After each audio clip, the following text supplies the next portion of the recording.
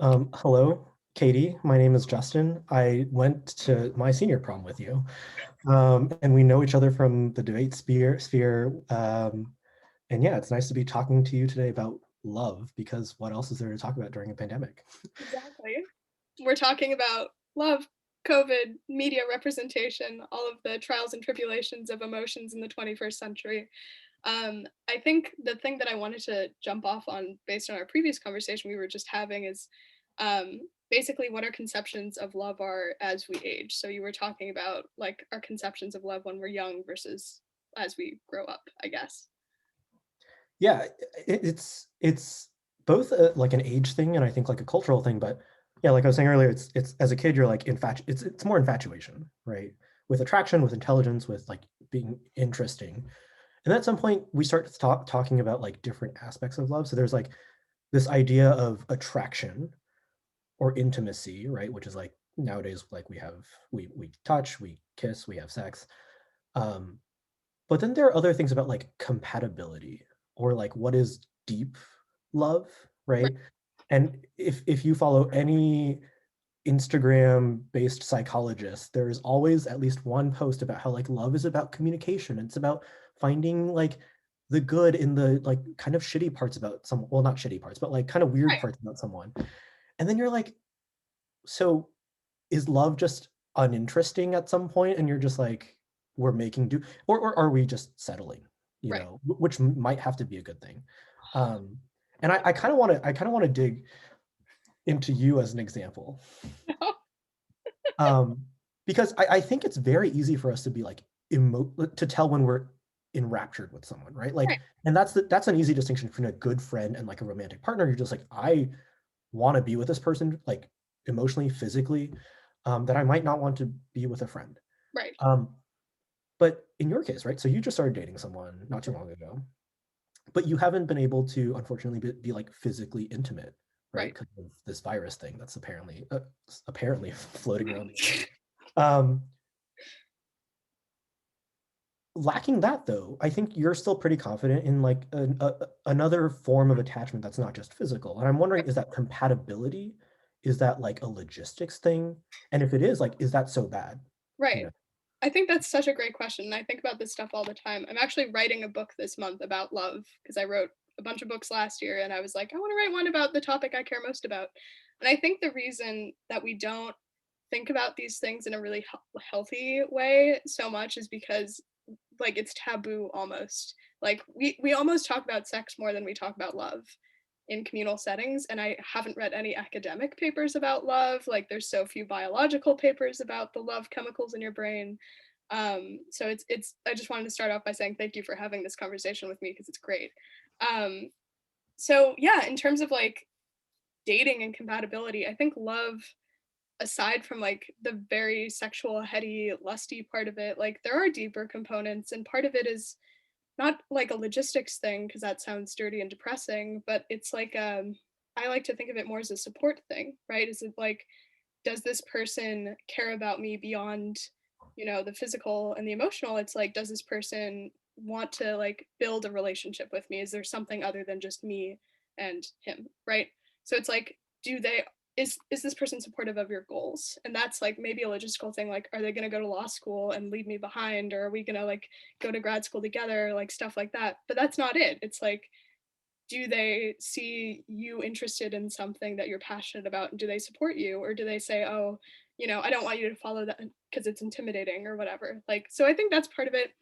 The way I'd summarize this before giving the mic back to you is like, there's a quote in our town where basically the dad of this couple or like the dad of like this guy who's about to marry this like girl, is like, yeah, when I was getting married, I was so terrified because I didn't really know what love is. And I just was so like, what if I run out of things to say with the person in the morning? And you know what? I never have. I've never run out of things to talk about with your mom at the breakfast table every day of our marriage. And I think that might just be what love is that, you know, kind, simple communication. And I don't think that's settling. I think maybe the media has spun things to a point where the most simple, beautiful, small things aren't enough, and that's probably just capitalism.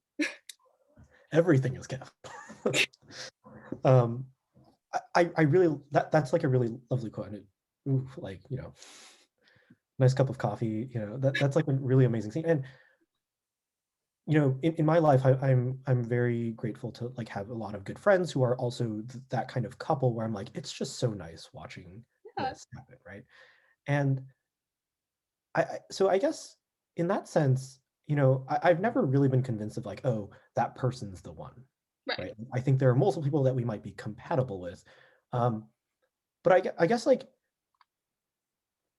the person that you're going to sit at the breakfast table with and have something to say all the time may not be the person that you're um, immediately like into when you first meet, right? And I guess I'm thinking of this a lot from my own experience in the last few year, I guess now of like only being on dating apps right. and just you're swiping. And it's like if you're not interested in the first 30 seconds, I'm like whatever.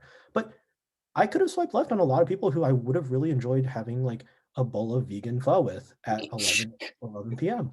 And so I guess the question that I ask sometimes is like, so is love something that just happens to us in that like do we just try it and then discover it? And if so, like then is the strategy for finding a person supposed to be like you just date a ton of people and at some point you're like, all right, I think this is it. That worked for me. But no, I think that's true because there are some people I've dated where, like, the first month, it's like, oh my God, this is the most magical thing ever. And then it falls apart. And was that love? I think so. Did it end up not being love? Yeah. You can't tell. And one question I was asking my friends recently, I was just like texting them, like, how do you know when you're in love? What is like the last straw or like the final moment where your body is like, ah, yes, I feel this thing? And we can't even define it. So I don't know. I think you can be romantic about it, whether you think it's just something that happens to us and that's wonderful, or you can be like, no, there is something deeper. And maybe if it's not the one, but several ones. And if you can find even one of those several ones in your lifetime, I think that's pretty magical, anyways, because there's so many people you're just not going to be compatible with. Do you think compatibility is the distinction between someone that we might love and someone that we would become a partner with? Because like I think given how we've talked about love, right, it seems like it's pretty plausible that you could love many people romantically. Oh, yeah, um, totally.